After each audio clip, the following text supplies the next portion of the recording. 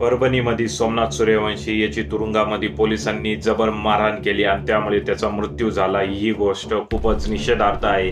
परंतु भाजपचे आमदार सुरेश अण्णा धस यांनी आज असं वक्तव्य केलं की परभणीतले जे पोलीस आहे त्यांच्यावर कोणतेही गुन्हे नोंदवू नका, त्यांच्याकडनं काय चूक झाली असेल वगैरे। आणि दुसरीकडे हेच सुरेश धस बीड जिल्ह्यामध्ये मात्र जे प्रकरण झालं संतोष देशमुख हत्याकांडाचं तेही निषेधार्थच आहे, परंतु तेथील पोलीस प्रशासनाला दोषी ठरवतात आणि परभणीच्या पोलीस प्रशासनाला दोषी ठरवत नाही। असे दुर्दप्पीपणाने सुरेश धस का वागत असतील हा एक खूप मोठा प्रश्नचिन्ह आहे।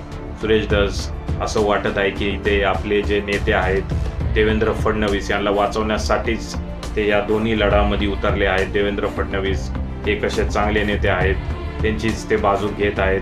सुरुवातीला त्यांनी थोडी आक्रमकताही दाखवली या प्रकरणामध्ये, परंतु नंतर आता ते हेही म्हणत नाही की धनंजय मुंडे यांचा राजीनामा घ्या किंवा नका घेऊ, कारण त्यांना वरतून सूचना आले की धनंजय मुंडे यांचा राजीनामा तुम्ही मागू नका।